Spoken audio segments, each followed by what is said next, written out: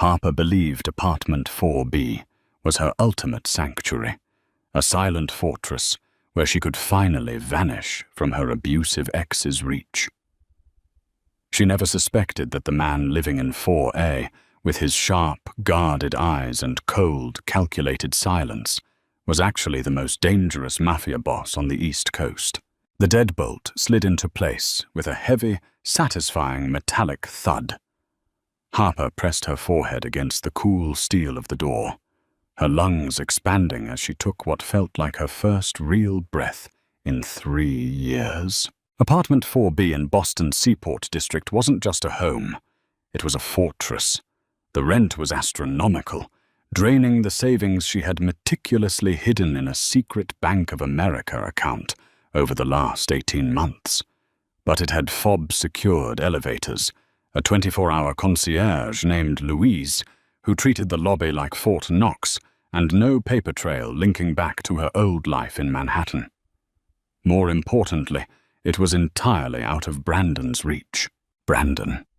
Even thinking his name made the faint, crescent-shaped scar on her collarbone pulse.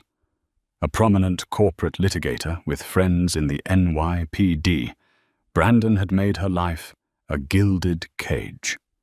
When the emotional abuse had finally escalated into physical violence, Harper had packed a single Samsonite duffel bag, abandoned her leased Audi A4 in a Long Island strip mall, and vanished. Now she was just Harper Collins, a common enough name to blend into the background, working as an ER trauma nurse at Massachusetts General Hospital. For the first 3 weeks, the silence of the luxury loft was deafening. Harper spent her days off sitting on her West Elm sofa, drinking black coffee from a chipped mug, waiting for the other shoe to drop. She checked the peephole every time the elevator chimed. She kept her phone on airplane mode. It was during one of these paranoid peephole sessions that she first saw him. The man in 4A. He stepped off the elevator on a rainy Tuesday evening. Harper watched through the distorted fisheye lens as he paused in the hallway. He was tall, broad-shouldered, and moved with a terrifying, absolute stillness. He wasn't conventionally handsome. His features were too sharp, too harsh. A jagged, faded white scar cut through his left eyebrow. But the suit he wore was unmistakable.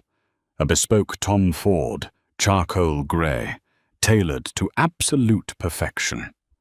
A platinum Rolex Daytona gleamed under the hallway sconces as he reached for his keys.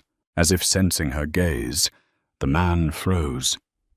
He didn't look at the peephole. He just stopped, his posture shifting ever so slightly, the muscles in his jaw ticking. Harper clamped a hand over her mouth, terrified to even breathe. After a grueling 5 seconds, he unlocked his door and disappeared inside. Just a neighbor, Harper whispered to herself, stepping back. Just a wealthy, intimidating Boston neighbor. But over the next month, the red flags began to mount. The man, whose name on the buzzer simply read D. Russo, kept impossible hours. Harper, working grueling night shifts at MGH, often crossed paths with him at 3 or 4 in the morning. He always smelled faintly of expensive cedar cologne, black coffee, and on one memorable occasion, gunpowder and copper. He never had groceries delivered. He never brought women home. And the heavy armored black Mercedes G-Wagon idling in the loading dock downstairs always seemed to be waiting specifically for him, flanked by men whose tailored coats did a poor job of hiding the bulk of shoulder holsters. Despite her survival instincts screaming at her to keep her distance, Harper found herself inexplicably fascinated by Dominic Russo. There was a quiet gravity to him. He never looked at her with the predatory, calculating gaze Brandon used. If anything, Dominic seemed to actively look through her, treating her with a polite, cold indifference that should have been insulting, but to a woman in hiding, felt like safety, until the night her two worlds violently collided. Harper was walking home from the Broadway T station. The November air was biting, whipping through her thin wool coat. Her phone buzzed in her pocket. She froze. Very few people had this new number. She pulled out the iPhone, the screen glowing brightly in the dark alleyway. Unknown. Number. Did you really think you could run, Harper? I know you're in Boston. Her blood turned to ice. Brandon. He had found the city. It was only a matter of time before his private investigators tracked down the seaport address. Panic blinding her, she broke into a sprint, clutching her pepper spray. She didn't stop running until she burst through the lobby doors of her building, startling Luis at the desk. She mumbled an apology, practically diving into the elevator and swiping her fob with trembling hands. When the doors opened on the 4th floor, she stepped out, her mind racing with contingency plans. She needed a new burner phone. She needed to empty her checking account. She needed to run again. But as she turned the corner toward her door, her foot slipped on something wet. Harper looked down. The hallway runner, a plush, cream-colored wool, was stained with a thick, glistening trail of crimson. The blood led directly to the door of 4A. Harper's medical training kicked in before her common sense could stop her. The trail of blood was heavy, indicative of an arterial compromise or a deep puncture wound. She followed the crimson droplets. Dominic's door was slightly ajar. The heavy wood splintered near the lock as if someone had kicked it open, though the apartment inside was dead silent. Run to your apartment, lock the door, call the police. The rational voice in her head sounded exactly like her old self. But if she called the Boston Police Department, it would generate a report. Her name would be in the system. Brandon's contacts would ping it in hours. She couldn't risk the cops. Taking a shaky breath, Harper pushed the door to 4A open. "Mr. Russo," she whispered. The apartment was sprawling, a minimalist masterpiece of dark leather, steel, and floor-to-ceiling glass overlooking the Boston harbor. And on the $10,000 pristine white rug in the center of the living room, Dominic Russo was bleeding out. He was slumped against a glass coffee table, his Tom Ford jacket discarded on the floor. His white dress shirt was soaked in a horrifying amount of red. In his right hand, resting casually on his knee, was a matte black Glock 90. As Harper stepped forward, the gun snapped up, the barrel pointed directly between her eyes. His movements were lightning fast, despite the catastrophic blood loss. "Give me one reason not to pull this trigger," Dominic rasped, his dark eyes clouded with pain, but lethal all the same. Harper raised her hands slowly, showing her empty palms. "Because you're going into hypovolemic shock," she said, keeping her voice incredibly steady, a skill she had honed in the ER trauma bays. "Your skin is pale, you're shivering, and judging by the amount of blood on the rug, if you pull that trigger, the recoil will probably make you pass out. I'm a trauma nurse. Let me help you." Dominic stared at her for a long, agonizing moment. The silence in the room was heavy, broken only by the rhythmic drumming of rain against the glass panes. Finally, his arm dropped. The gun hit the floor with a heavy thud. "Lock the door," he ordered, his voice tight. "And don't you dare call an ambulance." Harper moved fast. She deadbolted the front door, sprinted to her own apartment to grab her trauma kit, a fully stocked medical bag she kept for emergencies, and rushed back. Dominic had stripped off his ruined shirt. Harper knelt beside him, her professional detachment masking the sheer terror thrumming through her veins. He had a deep, jagged laceration on his left side, just below the ribs. It wasn't a bullet wound. It looked like a knife slash, violently delivered. "This is going to hurt," she warned, snapping on blue nitrile gloves and uncapping a bottle of betadine. "I've had worse," he grunted, leaning his head back against the sofa.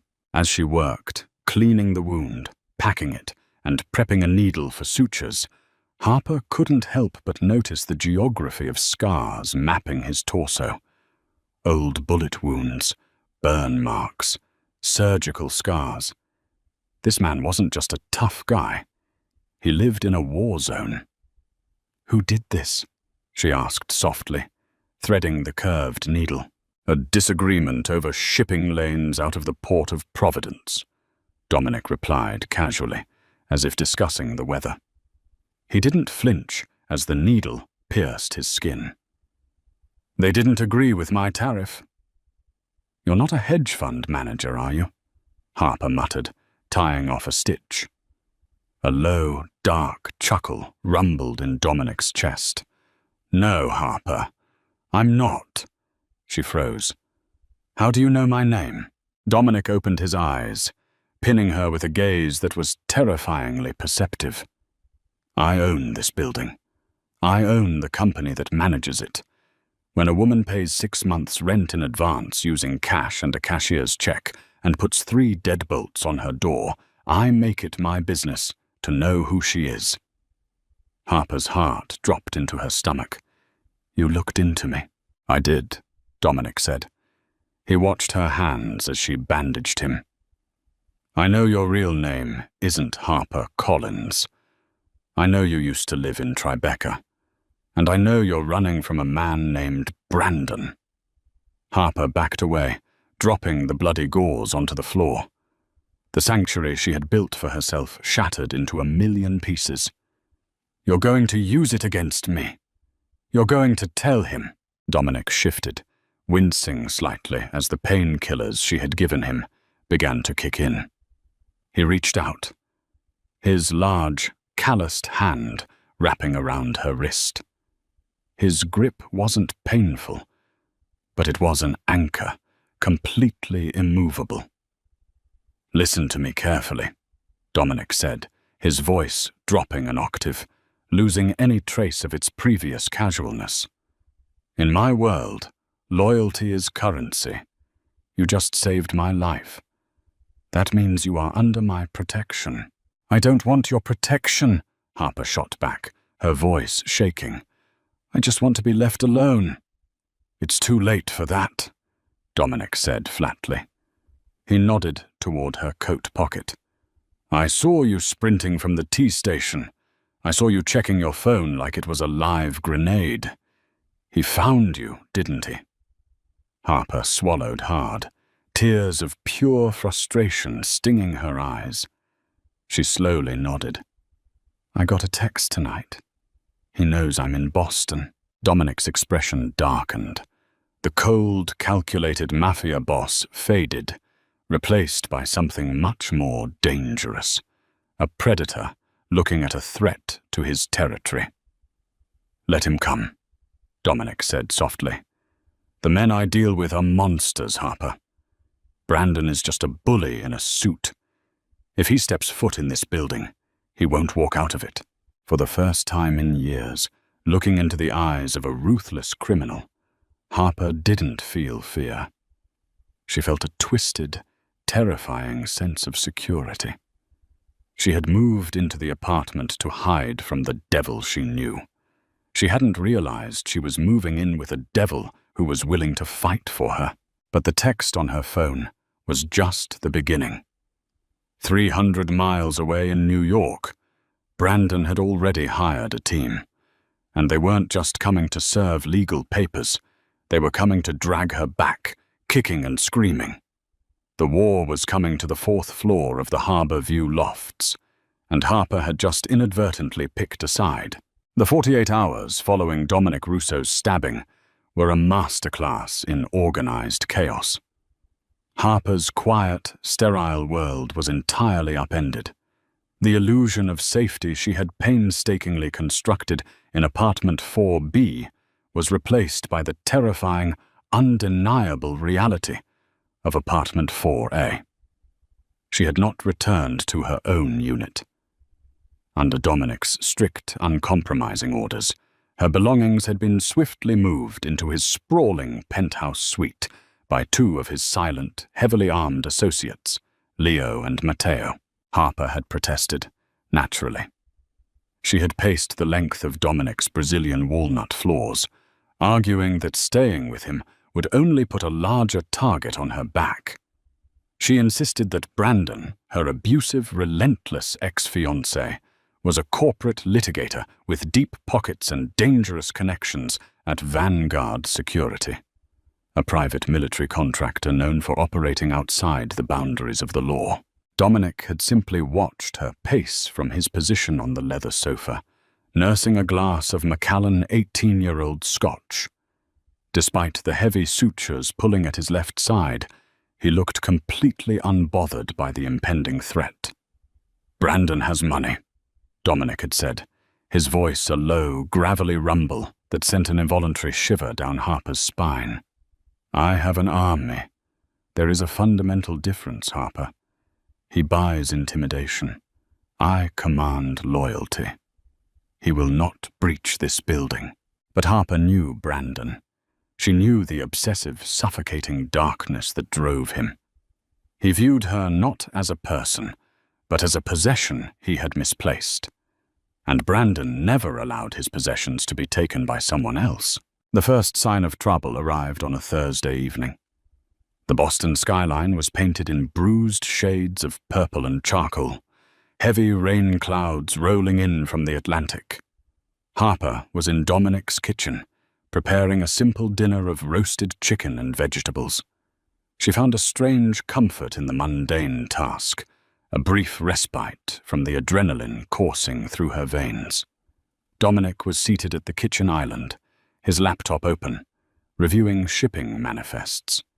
The domesticity of the scene was entirely at odds with the loaded Sig Sauer P226 resting next to his keyboard. Suddenly, the encrypted intercom on the wall buzzed. It wasn't the standard building system.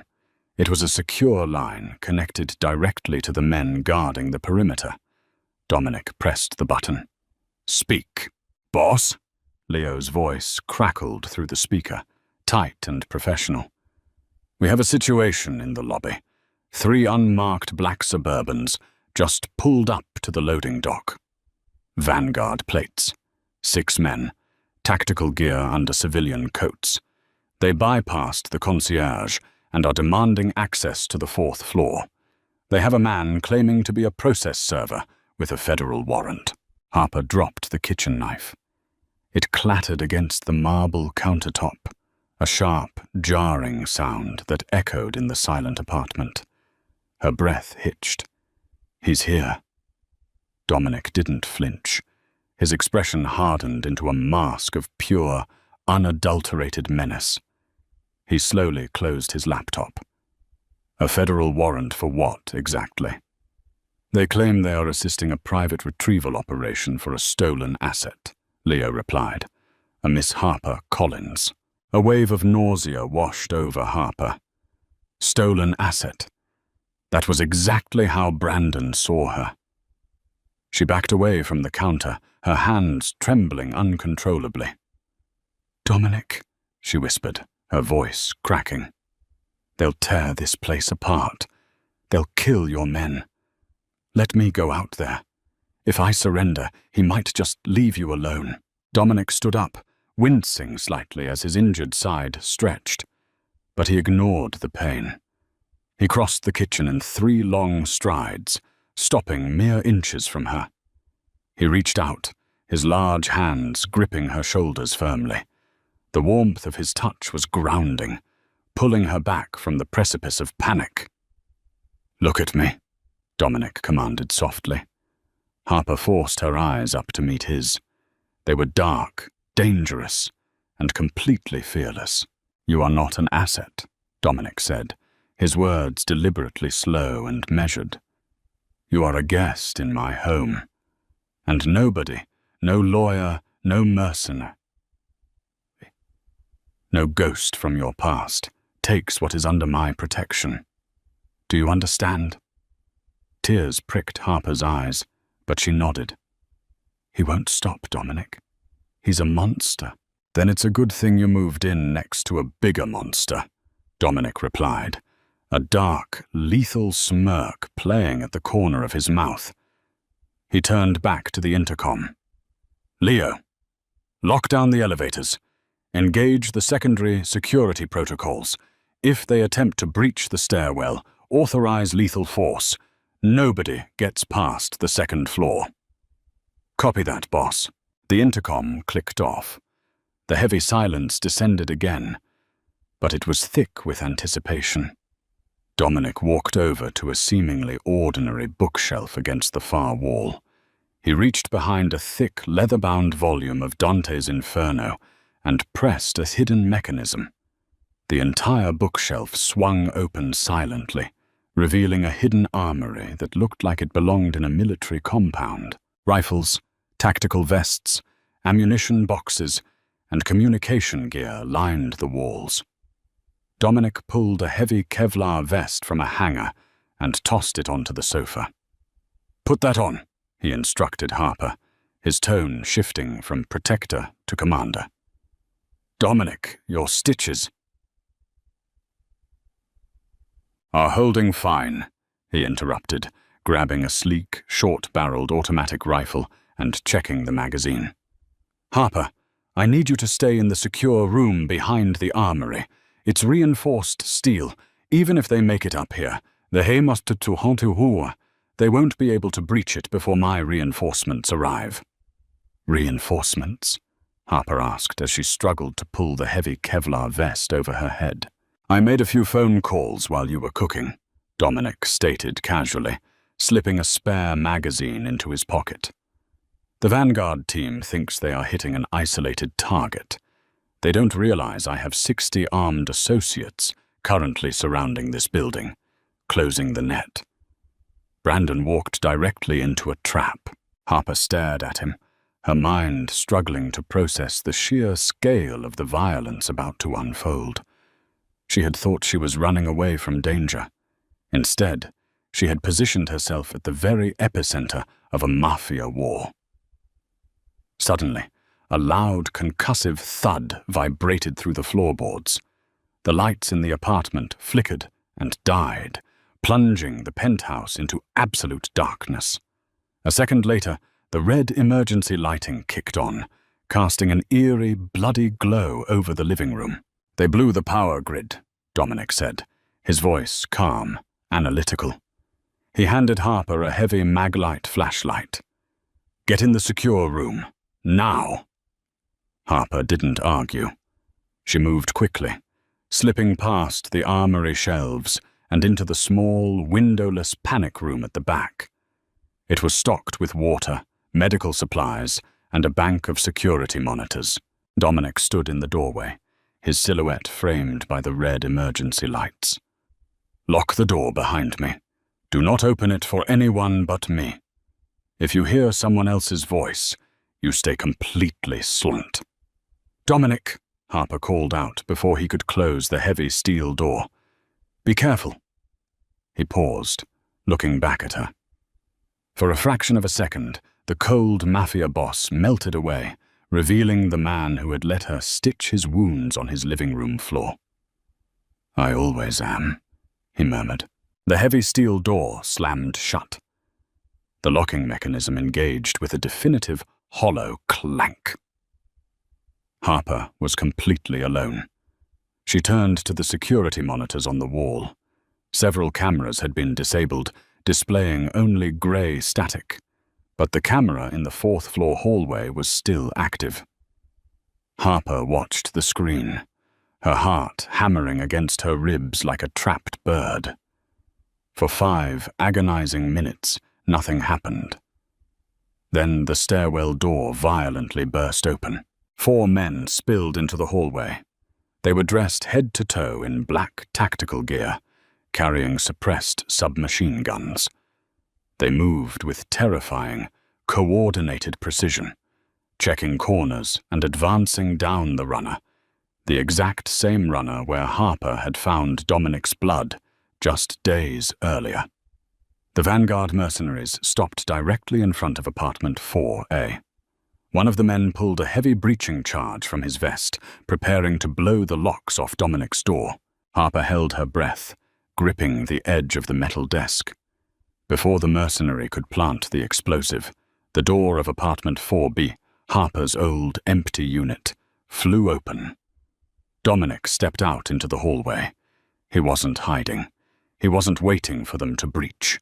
He was taking the fight directly to them. The hallway erupted into chaos. The security feed lacked audio, transforming the brutal firefight in the hallway into a macabre, silent ballet of violence. Muzzle flashes strobed wildly, illuminating the corridor in harsh, blinding bursts of white light. Harper watched in horrified fascination as Dominic moved. He didn't fight like a man nursing a severe stab wound. He moved with the lethal, fluid grace of a predator defending its territory. He fired 2 precise bursts from his rifle, dropping the 2 Vanguard mercenaries closest to him before they could even pivot to acquire him as a target. The remaining 2 men scrambled for cover behind a thick marble pillar near the elevator bank, returning fire. Plaster exploded from the walls, raining dust and debris onto the floor. Dominic ducked back into the doorway of apartment 4B, using the reinforced doorframe as a shield. Harper's hands gripped the edge of the console so tightly her knuckles turned white. "Please, please let him be okay," she chanted silently in her mind. On the screen, a new figure stepped out of the stairwell. He wasn't wearing tactical gear. He wore a perfectly tailored navy blue Brioni suit, his blonde hair flawlessly styled. He looked entirely out of place in a war zone, yet he commanded the space with a cold, arrogant authority. Harper's blood turned to ice. Brandon. He had actually come himself. His ego, his obsessive need to possess her, had driven him to personally oversee the extraction. He stood behind the remaining mercenaries, shouting something, his face twisted in a mask of rage. Dominic, realizing the true target had arrived, abandoned the safety of the doorframe. He stepped fully out into the open hallway, his rifle raised. The exchange of fire was terrifyingly brief. One Vanguard mercenary went down, clutching his thigh. The other managed to fire a desperate spray of bullets before Dominic's return fire caught him squarely in the chest plate, throwing him backward. Suddenly, the hallway was quiet. The dust settled, swirling in the emergency lights. Dominic stood at the end of the hall, his weapon aimed squarely at Brandon's chest. Brandon, completely disarmed and utterly out of his depth, froze. The corporate bully had finally come face to face with a genuine monster, and the reality of his situation seemed to crush him. Harper couldn't hear the words being exchanged, but the body language was clear. Brandon was trying to negotiate. He held his hands up, taking a slow step backward toward the stairwell. He was offering money, making threats, attempting to use the same manipulative tactics that had kept Harper trapped for years. Dominic simply stood there, immovable, cold, and calculating. He didn't lower his weapon. He took one step forward, then another. Brandon stumbled backward, his arrogance completely evaporating, replaced by raw, naked terror. He turned to run. Before he could take 2 steps, the stairwell door opened again. Leo and Matteo stepped out, their weapons drawn, completely blocking Brandon's only exit. The trap Dominic had mentioned earlier had closed. Vanguard's men on the lower floors had clearly been neutralized. Brandon was entirely surrounded. Dominic lowered his rifle, letting it hang by the sling. He walked slowly down the hallway until he was standing face to face with the man who had terrorized Harper for 3 years. Harper pressed her hand against the cold glass of the monitor, tears streaming down her face. Not tears of fear, but tears of overwhelming, shocking relief. It was over. On the screen, Dominic leaned in, speaking quietly to Brandon. Whatever he said caused Brandon's face to drain of all color. His knees buckled slightly. Dominic didn't touch him. He didn't have to. The pure psychological dominance was enough to shatter the man. Dominic gestured to Leo. Leo stepped forward, grabbing Brandon roughly by the collar of his expensive suit and hauling him toward the service elevator. Matteo followed, dragging the injured mercenaries out of sight. Within minutes, the hallway was empty, leaving only the bullet-riddled walls and the lingering dust as evidence of the siege. Harper sat in the silent panic room for what felt like hours, though it was likely only 10 minutes. The heavy steel door finally clicked, the locking mechanism disengaging. The door swung open. Dominic stood in the threshold. He looked exhausted. His white shirt was covered in plaster dust, and a fresh patch of red was slowly blooming through the fabric near his side, where his stitches had likely torn. But his dark eyes were incredibly gentle as he looked at her. "He's gone," Dominic said quietly. Harper stood up, her legs trembling so violently she nearly collapsed. "Gone? Like dead?" "No," Dominic replied, stepping into the room. "Death is too quick for a man like that. I had my associates place him on a private cargo plane bound for a facility I own in South America. He will spend the next several decades working in a lithium mine. He has no money, no identity, and absolutely no way to ever contact you again. The world thinks Brandon abruptly relocated to Dubai for a permanent corporate position. He no longer exists." Harper stared at him, trying to comprehend the magnitude of what he had just done. He had dismantled her nightmare with a single, ruthless stroke. He had given her back her life. She closed the distance between them, wrapping her arms carefully around his neck, avoiding his injured side. She buried her face in his chest, breathing in the scent of gunpowder, cedar, and survival. Dominic hesitated for a fraction of a second before his strong arms wrapped around her waist, pulling her flush against him. He rested his chin on the top of her head, his heavy sigh vibrating through her. "You're safe, Harper," he murmured into her hair. "Nobody will ever touch you again." "I know," she whispered, squeezing her eyes shut. She had moved into apartment 4B to hide from the devil. She had expected a life of paranoia, isolation, and constant fear. Instead, she had found an unlikely protector in the shadows of apartment 4A. Dominic Russo was a criminal, a mafia boss, a man steeped in violence. But as she stood in his arms, surrounded by the remnants of a war fought entirely for her, Harper realized she didn't care. She wasn't hiding anymore. She was exactly where she belonged. If you were captivated by Harper's thrilling escape and Dominic's ruthless protection, you will not want to miss our next gripping story. Hit that like button, share this video with your fellow romance and drama lovers, and subscribe to our channel for more intense, heart-pounding mafia romances. Do not forget to ring the notification bell so you never miss a twist, a betrayal, or a steamy encounter. Your support keeps these stories alive. Please comment your favorite character today.